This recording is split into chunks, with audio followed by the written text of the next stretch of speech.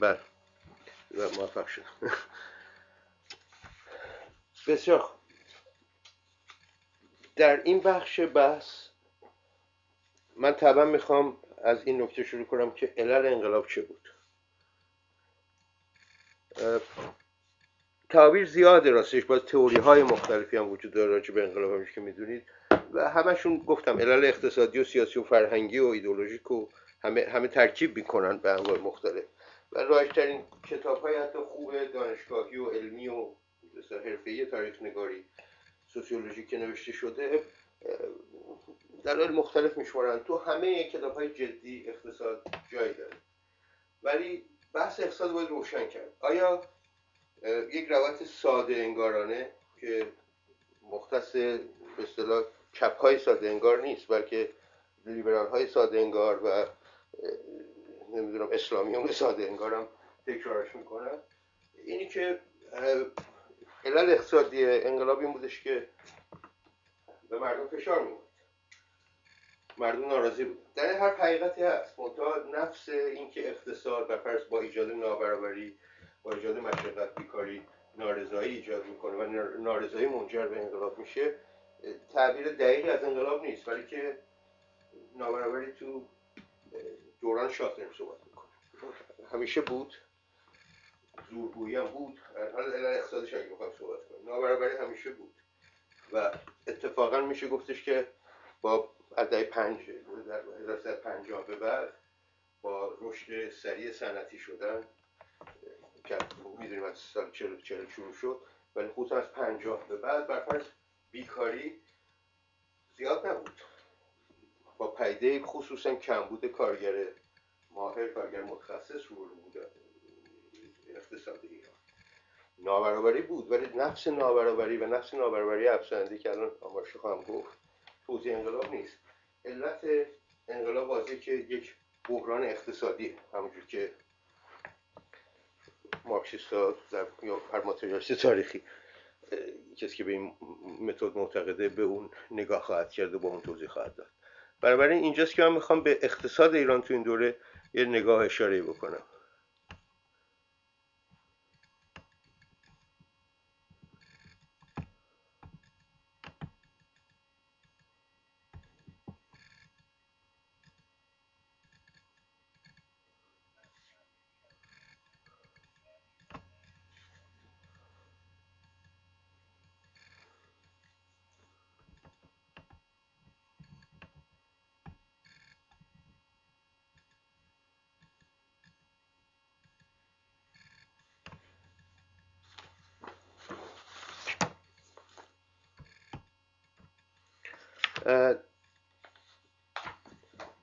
راجع به علل اقتصادی انقلاب صحبت میکردیم و راجع به اینکه این یک فاکته و محققان جدی از هر شاخه که هستن اینو دیدن که به طور مشخص مستقل از که تئوری آدم چه باشه، اقتصاد ایران در سالهای از 55 به بعد دوچار یک نوعی بحران شد. لغت بحران شاید لغت مناسبی براش نباشه به دلیلی که توضیح میدم، ولی همه شاخص‌های به اصطلاح رایج اقتصادی نشون میدن که اقتصاد ایران دچار انقباض شد. نه فقط نرخ رشد اقتصادی که از دهه 50 از 1350 به بعد و خصوصا با بالا رفتن قیمت نفت از 1352 به بعد به شدت بالا رفته بود و الان آمار ارقامش خدمتتون میگم، بلکه یک از 1356 به بعد، از 55 اوج به اصطلاح رشد ایران، شاخص‌های اقتصادی 1356 نسبت به 1355 همه افت نشون میدن. انقباض اقتصاد ایران شروع شده بود. این اسمش رکود، اسمش اونجور که امروز میگیم ریسشن، انقباض اقتصادیه که میبینیم فعالیت اقتصادی کمتر شد، کاهش پیدا کرده بود. مشخصا تولید ناخالص ملی ایران واضحه که سطحش پایین رفته بود. معنیش اینو چگونه باید تعبیر کرد و نقش این در انقلاب چیست؟ راجع به نقش این در انقلاب شاید بخشی باید بگم، ولی علت این قضیه چیست؟ همه کسایی که اونجا بودن اینو میبینن که تورم ایجاد شد. یکی از شاخصهای باز وضعیت بد اقتصادی. و این تورم فقط گرانی نیست، بلکه کالا به دلایل مختلف گران میشن. تورم یعنی اینکه قیمت ها همزمان، همه قیمت ها سطحشون میره بالا و این روند ادامه داره و در سطح بالایی میمونه، نه که یه جنسی وقتی مثلا نرسیده در از گمرک و فعلا موقتا گرونه. تورم ایجاد شد و این تورم علتش چی میتونست باشه؟ اگه یکی از شاخصه باشه، نحوه مقابله با این بحران چی میتونه باشه؟ بستگی به این داره که آدم راجع به بحران چی بگه. همه این علل اقتصادی رو که اقتصاد ایران دچار انقباض شد، یا به نظر من دچار بحران شد، الان توضیح میدم چرا بحران، کمتر کسی لغت بحران استفاده میکنه و میگم چرا به نظر من دچار بحران شد. همه به هر حال این مشکل اقتصاد ایران، بنبست اقتصاد ایران، رکود و انقباض اقتصاد ایران رو میبینن و نقشون در انقلاب رو هم میبینن. منتها بسته به اینکه چه تعبیری از این بحران داریم، جایگاه عوامل اقتصادی و تأثیر اون بر سیر انقلاب فرق میکنه. معمولا راجع به اقتصاد ایران دو تا مسئله گفته میشه، مشکل اقتصادی که اون وقت برخورد. یکی تورمه و این تورم ناشی از چی میدونن؟ تئوری مختلف تورم هست. یه تئوری که هم امروز هم میشنیم، هم امروز در مورد ایران میشنیم، یه تئوری که از به اصطلاح اقتصاد نوکلاسیک در میاد، اقتصاد رایج دانشگاهی برمیاد. اینی که تورم به دلیل تزریق زیاد پوله. الان چجوری میگن؟ بالا رفتن نقدینگی، تزریق نقدینگی، تزریق پول. اینجا مسبب چیه؟ مسبب درآمد نفته. از سال 52 که درآمد نفت ایران 4 برابر شد و بعد باز دوباره بالاتر رفت، قیمت نفت به شدت رفت بالا و اینا، این باعث شدش که این پول زیاد رو حکومت شاه وارد اقتصاد کرد. این افزایش نقدینگی به قول اینا موجب تورم شد. بنابراین یه اشتباهی اینو باعث شد و شاه می‌باید اینو کنترل می‌کرد و جلوی این وامیستاد. واقعیت اینه که واکنش هایی که دولت آموزگار در یه مقطعی نشون داد نسبت به تورم عیناً با همین تحلیل منطبق بود. یعنی شروع کردن یه سری از پروژه های عمرانی رو به اصطلاح کنسل کردن، لغو کردن و یه هزینه‌های دولتی رو خرج کردن، بلکه انقدر بودجه ایران زیاد شده بود که 2 بار نشستن و به اصطلاح نقشه برنامه سازمان برنامه بودجه رو تجدید نظر به سمت بالا کرده بودن اول و همینجور پول تزریق کرده بودن تو ایران. گفتن که این به اصطلاح اقتصاد اوورهیت کرده، اقتصاد داغ کرده، نمیکشه اینقدر زیاد و این مضر برای اقتصاد. ضرراش چیه؟ وقتی تورم زیاد میشه، حالا ضرر اجتماعیش رو برمیگردیم، ولی ضررش اینه که فعالیت عقلانی اقتصادی جلوش میگیره. با هر مثلا زمین بازی یکی از نتایج تورم شدیده، برای که پول رو نباید نگه داشت، باید فوری کالا خرید و هر کالایی بخری قیمتش میره بالا، امروز بخری بفروشی میره و خودش بس اقتصاد و زیرابش رو خواهد زد و مشکلاتی که اقتصادی صرفا داریم صحبت میکنه. باید این تورم بر فرض مهار میشد، چون این تورم البته واقعیت اینه در مقایسه با تورمی که در همون دوره کشورهای آمریکای لاتین داشتن هیچ بود. اون تورمای نجومی چند درصدی داشتن، ولی معانی اجتماعیش مهم بود و برمیگردم به این برنامه. من فعلا در صد اقتصادی دارم تعریف میکنم. یه راه مقابله باشیم، ولی مشکل اینه که این راه مهار تورمی که اتفاقا دولت شاه این واکنش هم نشون داد، حداقل در مقطع اولش و اصلا وقتی که هویدا رو تغییر داد، آموزگار آورد، مشکلات اقتصادی شروع شده بود. این راه فشار می آورد، مثل همینجا هم که می‌بینیم راه قطع هزینه‌های دولتی، راه پایین نگه داشتن دستمزد قیمت‌ها در اینکه تورم ادامه داره باعث ضرر زیان خیلی خواهد شد و این راه واضحه که به مشکلات اقتصادی اجتماعی مردم اضافه می‌کرد. این یکی. و بعضی میگن این اقدامات مثلا این قضیه رو بدتر کرده. یه تبیین دیگه از اقتصاد ایران و از بنبست اقتصاد ایران، مشکل اقتصاد ایران در سال 56 برعکس راستش و اشاره اون که خیلی رواج داشت در اپوزیسیون، برای یه جور انتقادی بود و یه جور کینزی حتی میشه گفت، به معنی خیلی خفیف کلمه، اینه که سرمایه گذاری مولد تو ایران نمیشد. نه فقط پول تزریق شده بود، بلکه این پول در سرمایه گذاری مولد نبود. توجه اینا به چی هست؟ توجه اینا واضحه که یک، به خرید اسلحه. ایران در سال همون اگه اشتباه نکنم باید یادداشتمو نگاه کنم تاریخش میتونم بهتون بگم چه وقتی بود، در همون سال 1354 55 باید باشه. 30% درآمد ناخالص ملی، 30% جی دی پی ایران صرف خرید اسلحه میشه.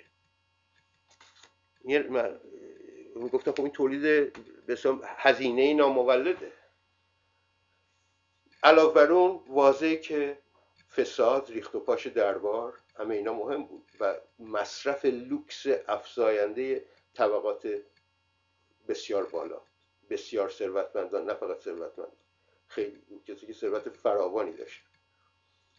میگفتن همه اینا حتی در مورد مثلا فساد بوروکراتیک، فساد اداری و ریخت و پاش دربار، پنتاگون همون سالا تخمینی که زده اینی که به پول اون زمان سال 1356 31 سال پیش داریم راجبش صحبت میکنیم، به پول اون زمان بیشتر از 1 میلیارد دلار ظرف از سال مثلا 73 تا 77 صرف فساد اداری شده بود.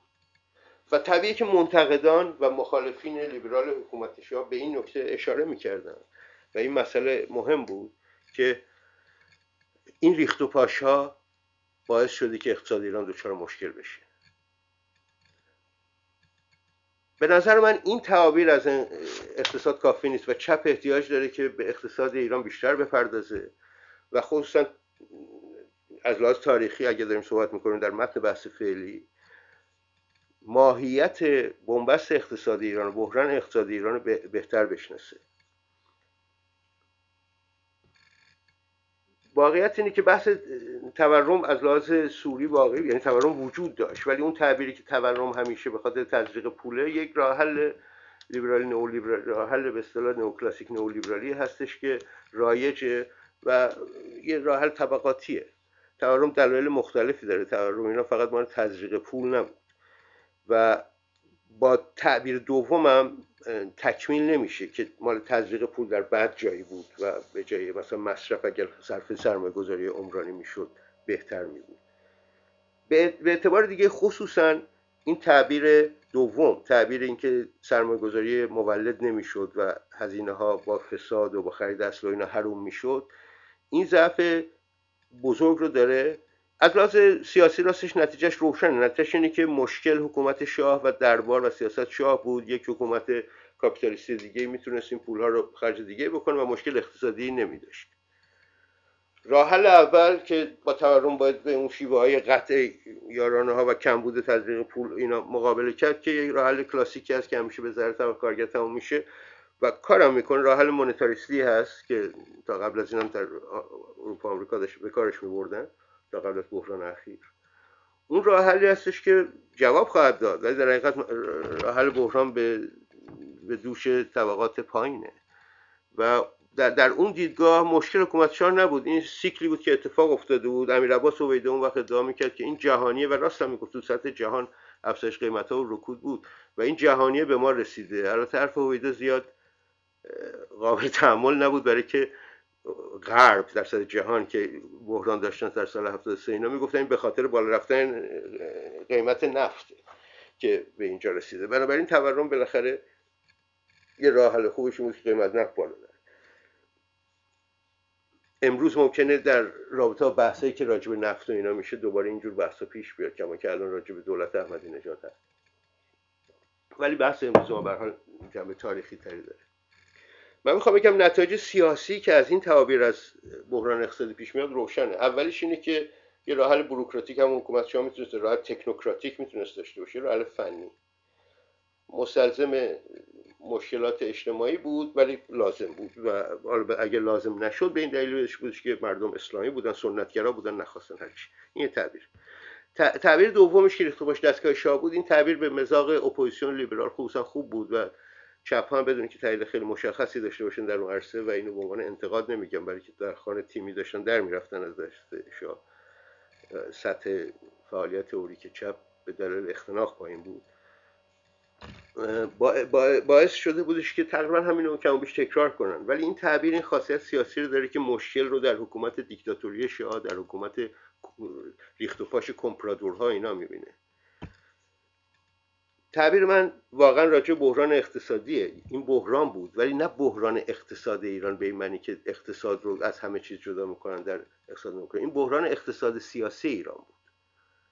این بحران مثل هر بحران سرمایه‌داری دیگه ربط داشت به کارهایی که دولت شاه، حکومت شاه، نقشی که حکومت شاه در اقتصاد و در جامعه داشت و این دوتا به هم ربط داشتن و به این معنی میخوام بگم چرا این یک بحران کاپیتالیستی عمومی بود که البته اقتصاد سیاسی واقعا اون حالتی رو که چپ میگفت دو راه حل بیشتر، اون حالتی که چپ به طور کلاسیک میگه در مقابل بحران در موردش صدق میکرد و دو راه حل داشت. ولی باید تبیین ما از بحران با واقعیات اقتصاد ایران بخونه.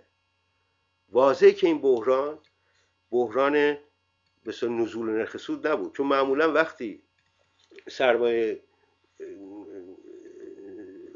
به اصطلاح امکان سرمایه گذاری کم میشه، صحبت سر اینه که نرخ سود انقدر پایینه که سرمایه نمیذاره، مثل الان مثلا در بخش صنعت در اروپا دارم میگم. مثلا اینجور نبود، برای که در دل اون بحران تورمی نرخ سودهای بسیار بالایی برده میشد، تا جایی که من دیدم واقعا باور کردنش مشکله. تا جایی که با تحقیقات آدم نگاه میکنه، کسایی که تحقیق کردن به تحقیقاتشون رجوع میکنه، از به اصطلاح بازده سرمایه گذاری بالای 30% صحبت میکنن، 40% صحبت میکنن، در یه شاخه‌ای از 200% صحبت میکنن، که به نظر من منطقی میاد وقتی آدم به خاطراتش و به مشاهدات پراکنده ای از بخش‌های مختلف اقتصاد رجوع میکنه، پر بیراه نمیاد و اینکه غیر قابل باوره. و باید به این توجه کنیم که اقتصاد ایران واقعا رشد سریعی رو که نشون میداد به معنی درآمد سرانه فقط با همچین نرخ‌های بسیار بالایی میتونست نشون بده. من مثال میذارم، در فاصله سال 1350 تا 1355 درآمد سرانه تقریبا 5 برابر میشه. 5 برابر میشه، یعنی از 450 یه چیزی مثل 2200 دلار میرسه. این نرخ‌های نسبی حساب کنیم، 5 برابر بهتره. و از 1356 طبعا شروع میکنه سقوط کردن. همچین انباشت عظیم به اصطلاح درآمدی پول نفت، ولی این پول نفت وارد اقتصاد شده بود و نرخ سود بسیار بالا بود. به نظر من مشکل اقتصاد ایران به این شکل خورده بود و این هم باز محققان همه نشون میدن. یکی اینکه زیرساخت اقتصاد ایران تکافؤ نمی‌کرد، یعنی با این مشکل کاملا روبرو بودن که نبود شبکه راه‌ها با این درجه رشد عظیم، کمبود بنادر برای با اون واردات عظیمی که داشت صورت می‌گرفت، و این واردات فقط کالای مصرفی نبود، کالای کارخونه‌ها بود. بسیاری از سرمایه‌دارا چیزی که اقتصاد ایران باعث میشه سرمایه‌گذاری نکنن، مشکل نرسیدن کالاها، نبودن مواد اولیه و اینجور چیزا بود. دیدگاهی که به ریخت و پاش دولت اشاره میکنه به نظر من اون ضعف رو داره که ضعف تاریخی بورژوازی ایرانه، برای که وقتی مثلا از مشروطه بعد مشکل ایران انباشت اولیه بوده و پول نفت قرار بود در دست یک دولت ملی کمبود سرمایه رو جبران کنه برای طبقه بورژوا، در صورتی که وقتی ما با آمار نگاه میکنیم با کمبود سرمایه طرف نیستیم. در همون دوره بحران، من اینجا ارقامی دارم میتونم براتون بخونم من باب فقط در که این نکته صادر نشون بدم. شکل‌گیری سرمایه در فاصله سال 52 تا 56 بوده 23% از جی دی پی نرخ رشدش، و این کمتر از چیزیه که برنامه ریزی سازمان برنامه بودجه میگفت، که نزدیک 30% پیش بینی کرده بودن. ولی مهمتر اینه که دولت در این فاصله بسیار عقب میمونه از نرخ رشد که داشته. قرار بود پروژه‌های دولتی تا حدود 38% 39% رشد کنه، در صورتی که بیشتر 25% رشد نکرد، در صورتی که در همین فاصله تخمین زده شده بود که سرمایه‌گذار خصوصی 17% سرمایه‌گذاری میکنه، 25% داشتن سرمایه‌گذاری میکردن. میخوام این چه نتیجه بگیرم؟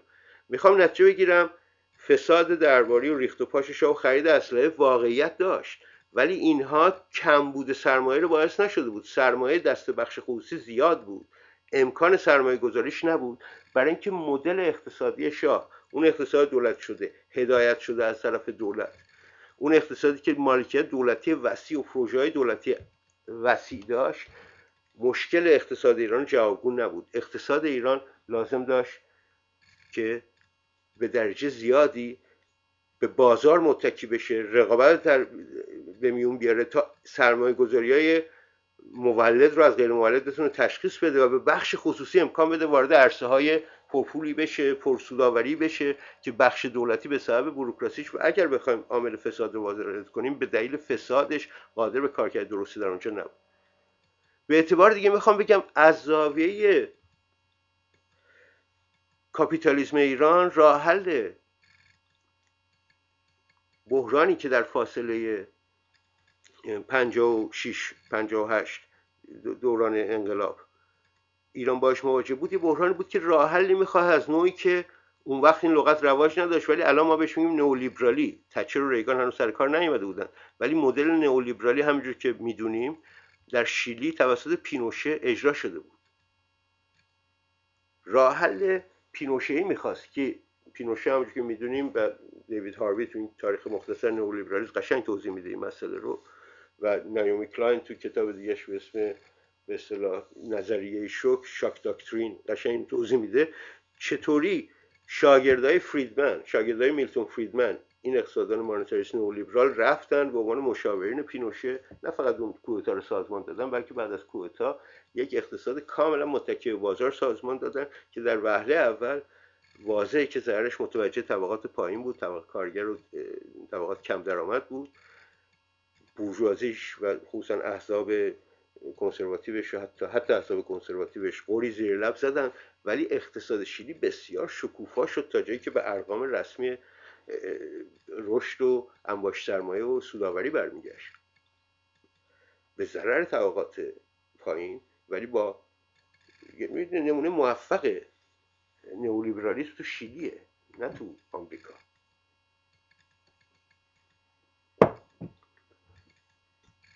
این راه حل من اینجا به اختصار میخوام ازش گفتگو کنم. این راه حل یه راه حل ممکنی بود. این راه حل پاسخ بورژوازی به طور ابجکتیو میتونست باشه که در اون مقطع از لحاظ ایدئولوژیک در چه موقعیتی بود کاری ندارم این راه حل ولی واقعیت اینه و بحث من اینه که این راه حل از درون رژیم سیاسی شاه نمیتونست داده بشه و به این برمیگردم وقتی راجع به واکنش رژیم شاه بحران صحبت میکنم که انقلاب شد. از طرف دیگه نیروهای بورژوازی ایران، نیروهای سیاسی بورژوازی ایران، لیبرال ها، سازمانهای سیاسیش در این سطوح فکر نمی‌کردن و در این سطوح نمی‌دیدن و از این لحاظ حتی راجع بورژوازی رو برمیگردن.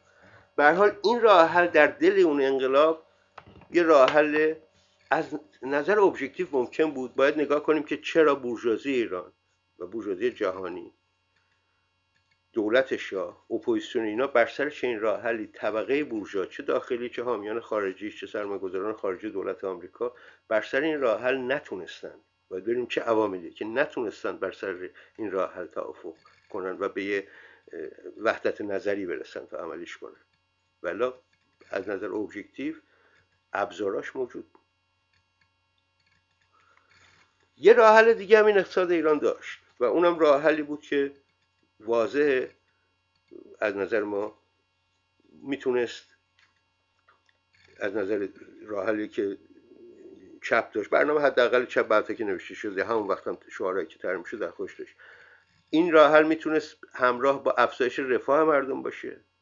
این راه حل میتونست همراه با توزیع ثروت شدید باشه و تا جایی که به خود بنبست اقتصادی و پایین رفتن نرخ رشد و انقباض به اصطلاح تولید برمیگشت، واضحه که باید رشد اقتصادی رو باید میتونست در این حال جواب بده. همچین راه حلی بر فرض به عنوان راه حل بحران اگر بخوام در نظر بگیریم صرفا اقتصادی صحبت میکنیم. باید سرمایه ها رو ملی میکرد یا در اختیار واحدهای مردمی میگذاشت. باید کنترل کارگری رو، کنترل شورای کارگری رو برقرار میکرد. حتی در حالتی که داره بازار و کاپیتالیسم و بازار رو به درجه حفظ میکنه به اشکالی از سرمایه‌داری دولتی رو می آورد که میگم چپ به طور کلاسیک این بحثا رو میکرد همیشه. یا برفرض جزئی مثل خطر فلاکت لنین کارتل های تشکیل میداد و خصوصا تا جایی که خود رشد برمیگرده با پایان دادن به با بالا بردن مثلا رفاه آدم‌ها به این معنی که طول عمر رو افزایش میداد، تغذیه رو بهتر میکرد، یعنی دستمزدها رو بالاتر میبرد، آموزش پرورش رو بهتر میکرد. 68% مردم ایران در آستانه انقلاب بهمن بی سواد هستند. ایران بدترین در سال 1356 سال که انقلاب شروع میشه نسبت دکتر به جمعیت در ایران بدترین تو جهانه. یعنی بالاخره یه شاخص رفاه، یه شاخص پیش، اون چیزی که الان بهش میگیم توسعه انسانی، اینی که برای مثلا 1000 نفر جمعیت چند تا دکتر هست و ایران تعداد دکترش برای 1000 نفر جمعیت بدترین در سطح جهانه در سال 1356 و این شاخصی است از وضع بهداشت. مرگ و میر اطفال یه شاخص به اصطلاح کلاسیک و جا افتاده دیگه برای وضعیت بهداشت جامعه است. مرگ و میر اطفال اینا جزء بدترین ها در جهان بود. یعنی 13% اطفال در فاصله نوزادی به دنیا آمدن تا 5 سالگی میمردن، تلف میشدن. بیشتر از این راستش 139 در هزاره، نزدیک 14%. و این رقم از جامائیکا بدتر بود در اون مقطع وقتی نگاه میکن. در سوئد فقط برای اینکه بگم این رقم یه چیزی مثل 3 در هزاره، 139 در هزار. 3 در هزار تقریبا به حد طبیعتش میرسه، یعنی کارش نمیشه کرد، اون اتفاق میفته. با بهبود اون چیزی که در لحاظ اقتصادی بهش میگن سرمایه انسانی این روزها، یعنی کیفیت نیروی کار، با سلامت بیشتر، کم کردن ساعت کار، دستمزد بالاتر، تغذیه بهتر، آموزش پرورش بهتر، همه اینها عواملی هستن که باعث شکوفایی یک اقتصاد میشن و اقتصاد سوسیالیستی به همینا متکیه. و علاوه بر اینها با اختیار داشتن تولید کنندگان در محل کار، با ابتکارات اونا و با از خود بیگانه نبودنشون با محیط کار، همه اینا میخوام بگم این ممکن بود که گام هایی برداشته شده در این راه در حد اون متن چارچوب یک اقتصاد گذار به سوسیالیسم تا بعد در قدم هایی بتونه با یک برنامه ریزی عمومی‌تری اقتصاد کل جامعه رو کلاً به مالکیت سرمایه و به رابطه کارمزدی اینا خاتمه بده. یک برنامه انتقالی، یک برنامه حداقل انتقالی که بتونه گذار رو از لحاظ اقتصادی انجام بده، میتونست از بنبست اقتصادی هم بیاد بیرون. ولی واضح این دو راه نئولیبرالی و راه سمتگیری سوسیالیست، اگر اسمش سوء تفاهم ایجاد نکنه که به معنی دیگه دارم تمام به کار میبرم من، راه به اصطلاح گذار به یک اقتصاد اجتماعی، این دوتا را از لحاظ عینی هر دو جواب میدادن به مسئله بنبست اقتصادی. هر دو اینها تورم و مهار میکردن، رشد اقتصادی رو ممکن میکردن. یکیشون به سود زحمتکشان و با یه تأخیر طبعا جواب میداد، آموزش پرورش و بهداشت و اینا، تا تأثیراتش در رشد پیدا بشه، در صورتی که راه نئولیبرالی از همون ابتدا برای سرمایه سودآوری میکرد. این دومی به سود توده ها بود و با اقتصاد هم همراه. واضحه که این دو نوع راه حل با دو تا دولت کاملا متفاوت از لحاظ طبقاتی، از لحاظ منافعی که نمایندگی میکنن، متناظرن. و مسئله بنابراین نه فقط پاسخهای طبقات مختلف بحران، بلکه نه فقط به اساس برنامه ایش، بلکه اینه که این همچین دولت‌هایی چگونه اولا در اون شرایط باید بر سر کار میموندن. مثلا یک دولت انقلابی، یک دولت دموکراتیک کارگری زحمتکشانی که میخواست اون سمتی رو بکنه، آیا مورد هجوم واقع نمیشد؟ برای جنگ عراق واقع نمیشد؟ چیکار میکرد با جنگ؟ برای نگه داشتن خودش در یک شرایط جهانی وقت مسئله بود. و علاوه بر اون مسئله مهمتر این بودش که چگونه اصلا همچین دولتی به قدرت برسه. و انقلاب ایران هیچ وقت در همین سطح آخریش موند، به این معنی که مسئله قدرت هموار نشد.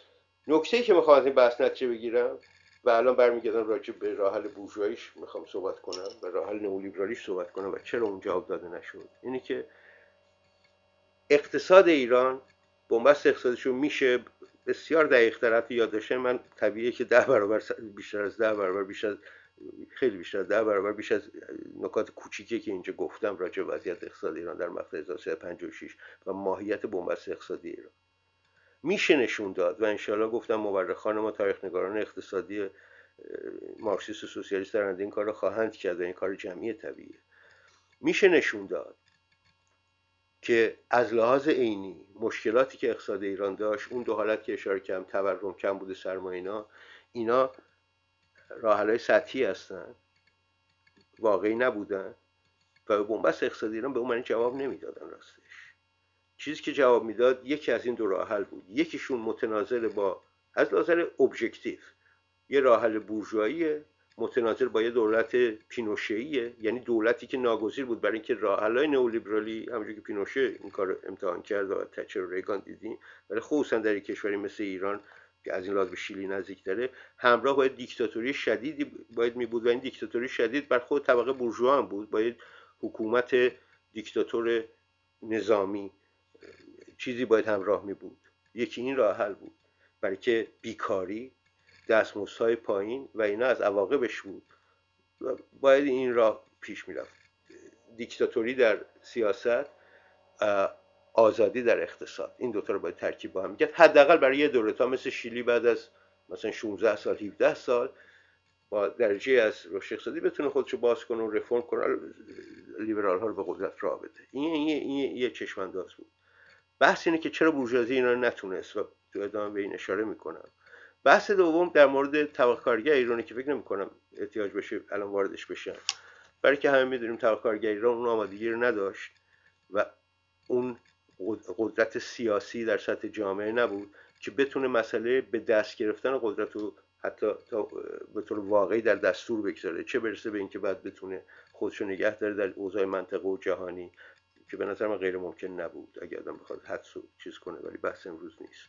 و بعد بتونه اون برنامه اقتصادی رو که هم به نفع زحمتکشان بود به طور فوری، همون برنامه که کمونیست‌ها بهش میگن برنامه حداقلشون، و هم میتونست در یک پریود زمانی معینی با فاکتورهای جدیدی برای عامل رشد اقتصادی فراهم کنه که نهایتاً باید به سوسیالیسم ختم میشد. این دو تا راه حل ممکن بود. دو طبقه اصلی از دادن این جوابها ناتوان بودن و ناتوانی این دو طبقه خودش رو نه فقط در سطح اقتصادی بلکه همونجوری که گفتم در سطح شکل دادن به این دو دولت نشون میده. بنابراین میخوام بگم مبارزه طبقاتی رو که من از به اصطلاح ناتوانی بورژوازی و به این معنی ناتوانی طبقه کارگر برای ارائه راه حل هاشون برای در سطح اقتصاد داریم میگیم و ادامه خواهم داد در سطح سیاست، ریشش در همین سطح اقتصاد که اشاره کردم. این دو تا راه حل بود. این دو دولت لازم بودن که بخوان این کارها رو بکنن، بتونن این کارها رو کنن. برای طبقه کارگر همراه با آزادی و رفاه بود و طبیعیه که همراه با به اصطلاح زیر فشار گذاشتن، جنگیدن و کنار زدن و خنثی کردن بورژوازی. بنابراین واضحه که در یک مبارزه طبقاتی با نیروهای مخالف انقلاب و نیروهای مخالف چنین برنامه‌ای که متضرر میشدن از این برنامه باید میجنگید. برای طبقه بورژوا، برای طبقه سرمایه‌دار، و این مفصل‌تر خواهم گفت، یک مدل پینوشه‌ای میگم که معلوم باشه یک دیکتاتوری با یک سیاست نئولیبرالی بود. شرایط مشخص مبارزه طبقاتی ایران به هیچ کدوم از این دو طبقه اجازه نداد. اون به اصطلاح خلایی رو که در سطح سیاسی ایجاد میشه، نتیجه میخوام بگم ریشه در این وضعیت اقتصادی داره. ولی خاصیت تحلیل تاریخی این باید باشه که صحت این بحث اقتصادی رو نشون بده که چجوری در سطح سیاسی این بنبست به طور واقع شد و تو این بخش بعدی صحبتم به این نکته بخوام اشاره کنم.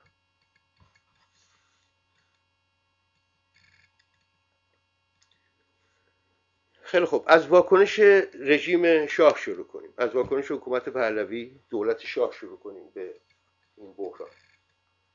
چرا دولت شاه نمیتونست راه حل پینوشه‌ای رو عملی کنه؟ چرا دولت شاه زورگو که بود؟ چرا نمیتونست اقتصاد ایران رو در حقیقت آزاد کنه، مثل پینوشه اقتصاد نئولیبرالی در دستور بذاره؟ به نظرم جوابش روشنه. وقتی که انقلاب شروع شده بود و بس از 56 به بعد برای این کار اصلا دیر بود. یعنی باز کردن اقتصاد ایران و اینا با فشارهای نئولیبرالی که بر توده ها می آورد سیر انقلاب رو قطبی تر می کرد، انقلاب راستش طبقاتی تر می کرد. اگر توی حالت هنوز انتزاعی بخوایم صحبت کنیم و دیر شده بود و شانس پیروزی نداشت. همونجوری که نایمی کلاین تو همین کتاب آخری که اشاره کردم میگه، اون البته به نظرم تعمیم نابجای میده، میگه راه حل‌های نئولیبرالی همیشه بعد از یک فاجعه میاد. اصلا اسم کتابش که دکترین شوکه منظورش همینه.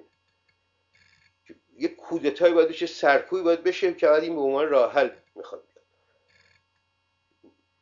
اینو میشه تصور کرد و شاید دارم جلو میفتم، اینو میشه تصور کرد که در صورت سرکوب انقلاب ایران، سرکوب آشکار ضد انقلاب، نه به شکل خمینی به اسم انقلاب، سرکوب آشکار ضد انقلاب اگه اتفاق میافتاد و نای نمیمون برای انقلاب، راهی که برفرض اویسی میخواست اینو امتحان کنه، یکی از ژنرالای شاه که شاه جوابش کرد، معروف که کلاشو پرت کرد و دربار رفت، گفت اجازه خواسته بود که به من بذارین من 400 تا 4000 تا اینجا دار برپا میکنم تو جاده تهران کرج و اینا رو دار میزنم، همه رو حل میشه مسئله.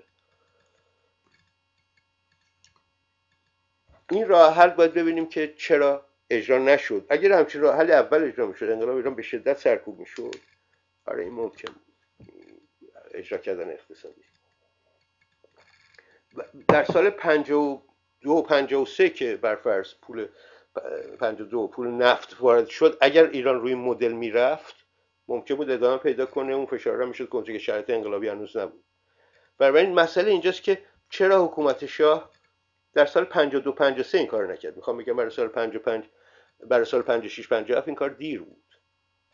52 53 به این دلیل ساده این کار نکرد که حکومت شاه، رژیم شاه در حقیقت مقبولیت و نقش خودش رو برای بورژوازی ایران، برای بقای خودش در نقش اقتصادی میدونست که داشت ایفا میکرد. بورژوازی ایران دعاگوی اعلیحضرت بودن برای اینکه در جوار کار اعلیحضرت داشتن زندگی میکردن. حکومت شاه با کودتا سر کار اومد، با کودتای 28 مرداد، راجع به 2032 صحبت نمی‌کنیم. آمریکایی بودنش روشن بود. وقتی سر کار اومد، حکومت شاه با تکیه به سیاستمداران سنتی ایران که زمیندار بودن یا از دیوانیان قدیم بودن یا از اشراف بودن، اون دوله ها و اینا، با اینا ادامه داد به حکومت کردن تا اصلاحات ارضی که اونجا هم یه بحران اقتصادی دیگه ای بود. اونجا هم دولت ایران ورشکسته بود این دوره و فقط تونست با وام آمریکا سر پا بمونه. اونجا مسئله این بود که آیا برنامه اصلاحات ارضی، برنامه صنعتی کردن ایران چگونه باید اجرا کرد و کاندیدش براش ارسنجانی بود و امینی بود. ارسنجانی برای اصلاحات ارضی، امینی برای اینکه دولت از آمریکا اونا رو قبول کرده بود و به اونا حاضر بود پول بده. مدت‌ها طول کشید تا شاه خودش این نقش رو به عهده گرفت، آمریکا رو قانع کرد، دولت کندی رو قانع کرد که من این کار رو خواهم کرد و در نتیجه امینی تبعید شد. ارسنجانی رو اونایی که کتاب تاریخ خوندن حداقل میدونن چیز خورش کردن و کشتنش، سم بهش دادن و کشتنش. و حکومت شاه از سال 40 به بعد، 41 به بعد، با اون چیزی که انقلاب سفید و انقلاب شاه و مردم هر اسمایی که روش گذاشت و به اصلاحات ارضی و صنعتی شدن ایران متکی بود، مشروعیت و پایه فونکسیونی که برای جامعه ایران داشت و برای غرب داشت این بودش که ایران رو داره صنعتی میکنه. حالا چگونه اینا در دست و قرار گرفته بود، بالا برمیگردونه به بحث‌های دهه 40 که خارج از بحث امروزمونه. حکومت شاه اتکاش غیر از دستگاه مثل بوروکراسی دولتی که ابزاری بود برای اینکه بتونه مملکت اداره کنه و هیچ وقت هم پایه حکومت شاه قرار نگرفت. کارمندا همیشه ناراضی بودن برای که اقشار کم درآمدی بودن. حتی مدیران ارشد اینا هم برای که سپاه باید اطاعت میکردن. دیکتاتوری شخصی خود شاه متکی بود واضحه که به ارتش. یه سوال خوب اینه که چرا برخلاف عراق که مثلا در دهه 60 دائم توش کودتا میشد، حتی برخلاف پاکستان که تا همین اواخر همچنان ژنرال ها ارتش روش نقش خیلی مهمی داره، یا ترکیه که دولت میاره، چرا ارتش ایران اینقدر سر به راه بود و هیچ وقت خطر کودتا شاه تهدید نکرد و تا آخرش، تا آخر سقوطش ارتش هیچ وقت در مقابل شاه قرار نگرفت. علتش این بودش که شاه واضح بود که هیچ وقت میگفتن که، و این یه توضیح است که باید مورخا میدن، شاه نمیذاش آدمی که سرش به تنش میارزه بالا بیاد، به اینا کار نمیداد، با آدمای به اصطلاح نوکر صفت کار میداد. اینا در این یه واقعیتی هست ولی تماما توضیح نمیده اینو. علتش خیلی روشنه، برای که تمام ژنرالای ارتش که درس خونده خود آمریکا بودن اکثرشون، قدیما بعضی از ارتشیان ایران و فرانسه هم درس خونده بودن، سنسیر خونده بودن، ولی بعدن دیگه همه آمریکا درس خونده بودن ژنرالا. همه اینا میدونستن که آمریکا از شاه حمایت میکنه، آمریکا شاه رو میخواد و به ارتش میگه به شاه گوش کن. ارتش تماما در اختیار شاه بود و شاه ضامن حکومتش صرفا زور ارتش بود. و خصوصا با اصلاح طرزی بعد، با صنعتی شدن ایران به بعد، نقش اجتماعی که میخواست پیدا کنه، رسالتی که داشت این بودش که ایران رو بتونه، این منشأ قدرتش این باشه که یک ایران صنعتی و مدرنی داشته باشه و این نقش رو از چیز تحویل گرفت. و این نقش رو لازم داشت. به چند دلیل لازم داشت. به یه دلیل سادهش که پول اندوزی میکرد. بنیاد پهلوی که اموال شاه و دربار بود، در حقیقت یه بنیادی بود که مثل بنیادهای غربی به عنوان بنیاد خیریه ثبتش کرده بود تا مالیات نده و زمین داشت، کارخونه داشت، کازینو داشت. این که معروف بودش که هیچ کارخونه‌ای تو ایران نمیشه ساخت مگر یه مقدار سهامش داد به دربار، شکل قانونیش این بودش که چه به طور خصوصی چه به شکل سرمایه‌گذاری بنیاد پهلوی تو اینا بود. بنیاد پهلوی سهامدار بزرگ کارخانجات، خیلی از کارخانجات ایران. برای من یه دلیلی که چرا این کار رو میکرد نفع‌اندوزی خودش بود، مثل هر آدم. و چرا دربار اگه بخوایم بگیم و اون حلقه نزدیک بهش این کارو میکرد، نفع‌اندوزی خودشون بود که صنعتی شدن ایران درآمد اونها رو زیاد میکرد. جز اون برای بقای خودش در چشم آمریکایی‌ها احتیاج به این داشتش که نیرو داشته باشه، پایه داشته باشه. مثل مصدق نبود که پایش بر فرض طبقه خودش باشه، وجود خودش باشه، یه نقشی رو اونجا داشته باشه. ایران دقیقا به دلیل قدرت صنعتیش تونست اون نقش منطقه‌ای رو ایفا کنه. این خریدهای اسلحه‌ای که صحبتش میشه و خیلی صحبت میکنن که این مثل اینکه یک توطئه اسلحه فروشای مثلا آمریکاست که این پولو پس میگیرن ازشون اینا. چرا سعودی‌ها پول نفتشون رو بهشون اون وقت اسلحه نمیدادن؟ بعد از انقلاب ایران فقط اون اسلحه میخرن. اون وقت اونا باید پولاشونو میبردن اونجا قصر می‌خریدن، یا مثل عربستان سعودی کوه یخ می‌خریدن از قطب شمال سعی می‌کردن هم کنن به عربستان تا آب شیرین بخورن. برای اون نقش ایفای ژاندارم منطقه‌ای که در تقسیم جهانی و در تقسیم نقش منطقه‌ای با دکترین نیکسون به عهده‌اش بود، احتیاج به قدرت صنعتی داشت. این موقعیت رو تحکیم می‌کرد. موقعیت رژیم شاه، بقای رژیم شاه که با به اصطلاح توده داخلش، با مردمش متکی به زور ارتش صرفا بود و ساواک و طبیعی دستگاه سرکوب، در سطح جهانی و در سطح منطقه اینو میخواست اگر قرار بود به بازی گرفته شده، اگر قرار بود در چشم آمریکا تضمینی باشه که ایشون مفیده به حال ما، نقشی میتونه برای ما ایفا کنه، باید یک جامعه صنعتی بود که دولت داره این کار رو میکنه و سررشته قضیه دست خود شاهه. راه حل پینوشه‌ای رو حکومت شاه وقتی انقلاب شروع شد، حداقل اصلا دیر بود این راه حل، فقط انقلاب رو تعمیق میکرد، باعث جنگ داخلی میشد، جنگ داخلی دراز مدتی میشد. به این نکته برمیگردن. و اگر زودتر میخواست این کارو بکنه، تمام اون نقش مشروعیتش که در چشم آمریکا و منطقه و اینا داشت از دست میداد و خودش تبدیل به یک مهره زائدی میشد. بنابراین منفعت حکومت شاه، رژیم شاه ازش بر نمیاد راه حل پینوشه‌ای بده. پینوشه هم کسی نبود که بر سر کار این کارو بکنه، کسی که اومد یک حکومت چپی رو سرنگون کرد و بعد مشروعیت و اعتبارش این بود که من آنم که آن انقلاب را سرنگون کردم، حالا به شما دارم اجازه میدم فعالیت اقتصادی بکنین و هستم اینجا تا چپ حرف نزنم. رژیم شاه 10 سال مثلا با اگر پول نفت بخوایم بگیریم دیگه از انقلاب 32 20 و چند سال گذشته بود، جامعه دینامیسم کاملا متفاوتی داشت دوران کودتاش. من برگشتم والله حزب توده می اومد، جواب بود نبود. تا اون وقت بورژوازی ایران هم ازش رضایتی نداشت. وقت علی مصدق اومد هیچ وقت مشروعیتی کسب نکرد. این راه حل از نه به نفع خود شاه بود و نه به نفع آمریکا. واضح نیکسون وقتی به تهران سفر کرد، دانشجوها سنگ انداختن، ما اون نسل بعد مثل من کاملا یادشون وقایع اون روز، کسایی که همسن منن یادشونه، و به ماشین نیکسون خورد و بعد همون وقت گرفتن دانشجوها رو و معروفه که نیکسون به شاه گفته بود که واقعا من به شما رشک میبرم که میتونید این کارا رو با دانشجوهاتون بکنید، مبادا گول ما رو بخورید این کار لیبرالی این کار رو انجام بدید، چقدر خوبه که شما میتونید این کار بکنید. اونا به اون حکومت احتیاج داشتن. نیکسون اومده بود ایران، برای دکتر نیکسون بود، ایران نقش اونجا داشت. دکتر نیکسون مهم بود، نه فقط زوفار یه نمونهش بود. اگر حکومت شاه مونده بود، اگر انقلاب ایران نشده بود، دکتر نیکسون معنیش این بودش که شاید لشکرکشی شوروی به افغانستان اتفاق نمیافتاد.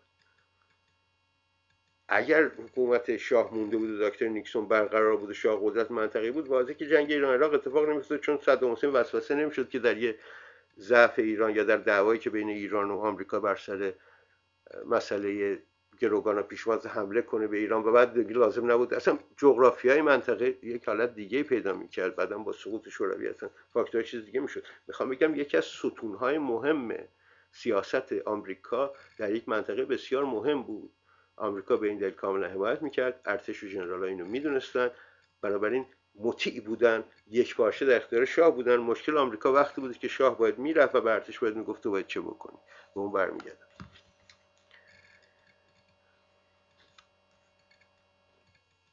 بنابراین راه حل بورژوایی از درون سیستم شاه نمیتونست بیاد بیرون. واکنش رژیم شاه و واکنش آمریکا به این معنی که خواهان نگهداری شاه بود و شاه برش مهره بسیار ارزشی بود و اصلا حیاتی بود. واکنش رژیم شاه فقط میتونست این امید باشه که بتونه وقتی انقلاب شروع شد که بتونه انقلاب رو بخوابونه، کنترل کنه. خیلی صحبت از این میکنم و من اشاره نکردم به تئوری انقلاب برای اینکه اینا دیگه بحثای واقعا توطئه‌گرانه چیزی که مثلا سیاست جیمی کارتر و در مورد حقوق بشر باعث شد که انقلاب شروع بشه. اینطور نیست. سیاست جیمی کارتر در مورد حقوق بشر اولا که خب همون وقت شیلی رو داریم، همون وقت جای دیگه، و با اینکه اونا اشاره میکنه ولی معنی اونجا نداره. مشخصا در مورد شورای به کار رفت. در مورد ایران واقعیت اینه که جیمی کارتر در سخنرانی‌های انتخاباتیش چیزایی گفت، همونجوری که باراک اوباما هم در سخنرانی انتخاباتیش خیلی حرفا زد. ولی جیمی کارتر در به اصطلاح کریسمس سال 77 تو ایران بود و ایران رو جزیره ثبات خواند و اومد شب کریسمس رو با شاه صرف کرد، بهش تضمین داد. به این برمیگم سیاست آمریکا تا آخر. برژینسکی که مشاور امنیت ملیش بود، جایی که قدیم کندالیزا رایس داشت برای بوش، برژینسکی کاملا خواهان نگهداری شاه بود به هر قیمتی. تا روز آخر، روز قیام بهمن، حتی به سالیوان پیام میده، معروفه این همه نوشتن راجع بهش، که به ارتش بگین کاری بکنه، که سالیوان بهش میگه کار از کار گذشته، اصلا نمیشه، تموم شده. بحث حقوق بشر در حقیقت به طور مشخص یک بحث حقوق بشر راستش جای این صحبت بود که مثلا شاه چرا گلوله‌های لاستیکی نمیخره، چرا ماشین آبپاش نمیخره، چرا گاز اشکاور نمیخره، چرا شلیک میکنه مردم، این کار نالازمه. این مدرنیزه کردن دستگاه سرکوبش و متمدن کردنش بود، کاری که اتفاقا جمهوری اسلامی بهتر داره انجام میده از حکومتش.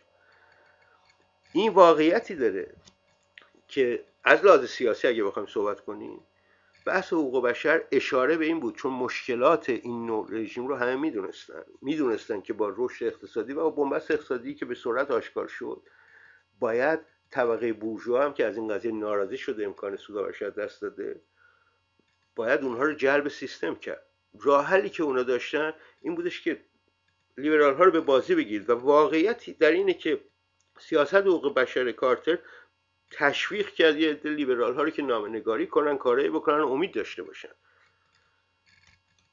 ولی ناظر بر به اصطلاح لیبرالیزه کردن سیستم نبود، ناظر به حل کردن سیستم، پای دادن به سیستم بر بورژوازی بود. و این یه بحث خیلی مفصلی در به اصطلاح تئوری‌های مدرنیزاسیون و تئوری‌های اقتصادی و سیاسی دانشگاهی بود که به سفارش دولت آمریکا اصلا طراحی شده بود که وقتی یک کشور رو صنعتی میکنن بعد چگونه دموکراتیزاسیون کنن و بورژوازیشو در خودشون حل کنن. کاری که میتونیم بگیم نمونه خوبترش مثلا در شیلی گفتم بعد از پینوشه بعد 16 سال در برزیل و اینا اتفاق افتاد. شاه بتونه به همچین سمتی گذر کنه. ولی وقتی زمان انقلاب رسید این راه دیر بود. میخوام بگم که عکس العمل اقتصادی شاه راجع به تورم اول که اقتصاد کلاسیک بود یه فشاری آورد، آموزگار اومد. وقتی انقلاب امواجش بالا گرفت تبدیل شد به خصوصا 17 شهریور به بعد، وقتی شریف امامی اومد و اینا شروع کردن اضافه دستمزد دادن، فکر کردن عوامل اقتصادی رو جبران کنن. دیر شده بود، انقلاب حرکت کرده بود و هر آوانسی که اون وقت دادن به ضد خودش تبدیل شد. از لحاظ سیاسی راه حل واقعی بورژوازی دادنی نبود. این اقدامات دوم دیگه در مقابل تورم و اینا نبود، این در مقابل انقلاب بود. برای خنثی کردن انقلاب راه حل قطعی از درون رژیم شاه وجود نداشت. سوال اینه که آیا بورژوازی اپوزیسیون میتونست این کار رو بکنه یا نه؟ به اون چیزا برمیگرده.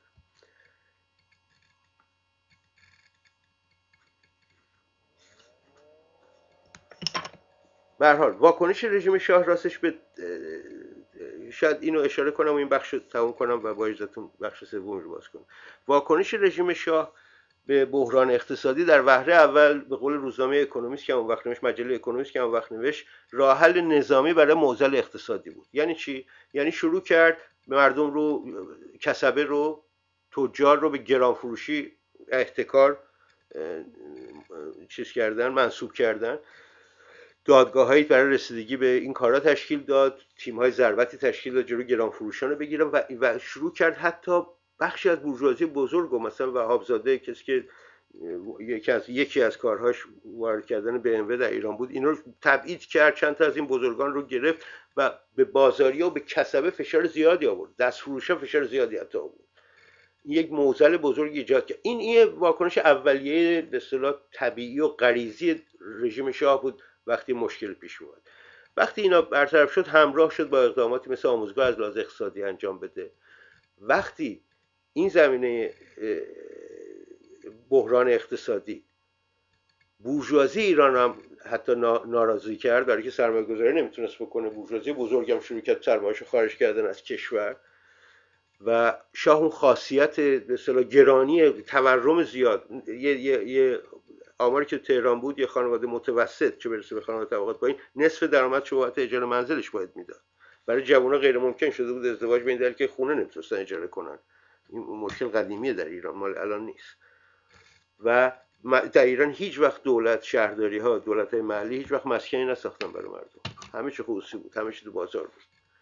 وقتی این اتفاق افتاد اون اقدامات تورمی آموزگار خودش حتی قضیت رو بدتر کرده بود، برای که مثلا آموزگار یه سری پروژه ها رو کنسل کرد، خصوصا پروژه ها در بخش ساختمانی بودن و خصوصا این باعث بیکار موندن کارگران ناماهر، اون مهاجران به شهرها شد و اینها به نارضایتی که عامل انقلاب بود اضافه کرد. چیزی که به انقلاب شکل داد طبیعیه که نابرابری ها و نارضایتی ها وجود داشت، ولی گرانی ها باعث شد که و تورم باعث شد که خرده بورژوازی که در توزیع بود و بورژوازی کوچیک که در بازار خرید و فروش میکرد، مغازه‌دارا رو دارم راجعشون صحبت میکنم، اینها و واسطه ها در بخش توزیع و در بخش صنعتگرا بودن، اینا به شدت زیر فشار قرار گرفتن، برای که کالای دیگه به شدت گرون بود. ذخیره‌های نتیجه تورم اینه که ذخیره‌های کوچیک خرده بورژوا رو صفر کنه، پس اندازه طبقه متوسط رو از ارزش میندازه. کسایی سود میبرن که سرمایه دارن برای اینکه پول نگه نمیدارن، به شکل سرمایه و جنس نگه میدارن و اینها قیمتش بالا میره. ولی برای سرمایه بزرگ هم امکان سرمایه گذاری نبود. نه فقط به اصطلاح اقتصاد ایران داشت گفتم دچار انقباض میشد، نه به دلیل که نرخ سود میافتاد، بلکه امکان سرمایه گذاری از بین میرفت، به این دلیل که باید بازار رو آزاد میکرد تا این امکانات به وجود بیاد، تا سرمایه تصفیه بشن، شاخه‌ها به سودآوری واقعی بیفتن و کنترل دولتی رو از بین ببره. این کار رو رژیم شاه نمیتونست بکنه و این کار همون کاری بود که گفتم پینوشه انجام داد. واکنش رژیم شاه که در وهله اول راه حل نظامی بود، بعد راه حل اقتصادی نئوکلاسیک بود و در وهله سوم که از به اصطلاح با اومدن شریف امامی راه حلایی بود که امتیاز به انقلاب از لحاظ اقتصادی بده، هیچ کدوم اینا کارایی نداشت و موج انقلاب بیشتر کرد.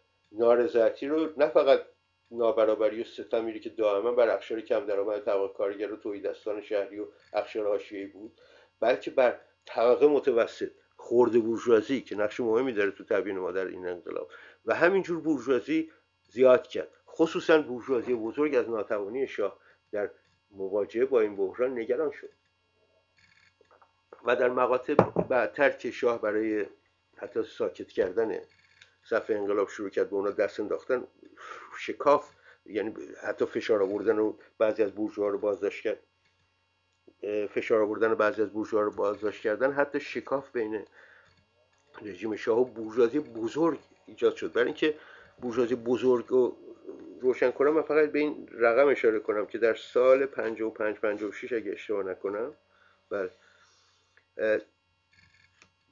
همه بیزنس ها، همه فعالیت های اقتصادی که در سال بیش از 1,000,000 فروش دارن، 1,000,000 تومان دارم میگم، اون 150,000 دلار اون زمان خیلی پول بود، 1,000,000 تومان اون وقت، ولی 85% تمام فعالیت اقتصادی بالای 1,000,000 تومان فروش سالانه در دست 45 خانوار بود، 45 خانواده بود. شاید خاطرتون باشه اونایی که باز همسن من هستید که وقتی بازرگان، دولت بازرگان ملی کرد صنایع ایران و اسم 50 نفر اعلام کرد، از اینا غیر از اون مثلا حجبی یزدانی اینا بودن که مصادره شده بود اموالشون به عنوان طاغوت توسط بنیاد مستضعفان، 50 نفر که خیلی هاشون برادران اخوان و برادران کاشانی و برادران نمیدونم لاجوردی و همین جزء همین خانواده بودن. یعنی لقب 45 خانوار رقم دقیقیه.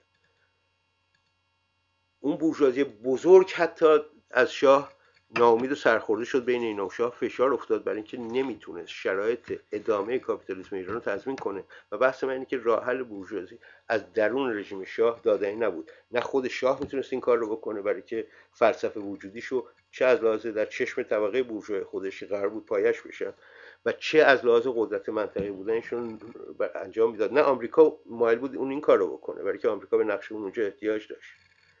بنابراین این راه حل بورژوایی فقط باید به ابتکار خود طبقه بورژوا پایین شکل می‌گرفت و با نمایندگان سیاسی که خواهد داشت، در بخش بعد اشاره کوتاهی خواهم کرد، نمیتونست شکل بگیره. در مورد طبقه کارگر بس چیز دیگه است. اینجا برمیگردیم به این ناتوانی رژیم رو دیدیم، به اپوزیسیون نگاه میکنیم در بخش بعدی و اینکه چگونه در این به اصطلاح خلأ سیاسی که بورژوازی نمیتونست راه حلی اداره بده به خاطر بحران اقتصاد سیاسی ایران، به این دلیل مثلا بحران اقتصاد سیاسی ایران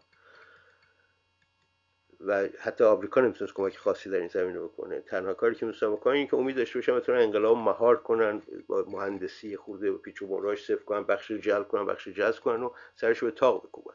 راه حل قطعی نمیتونن ارائه بدن. اساس نوسانات شاه در مواجهه با انقلاب همینه، ناتوانی که اون رژیم داشت. در مورد بورژوازی از فرق میکنه، بهش برمیگرد.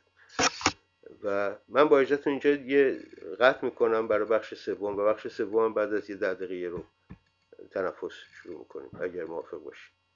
خواهش میکنم رفیق رئیس جلسه نظرش رو بگید.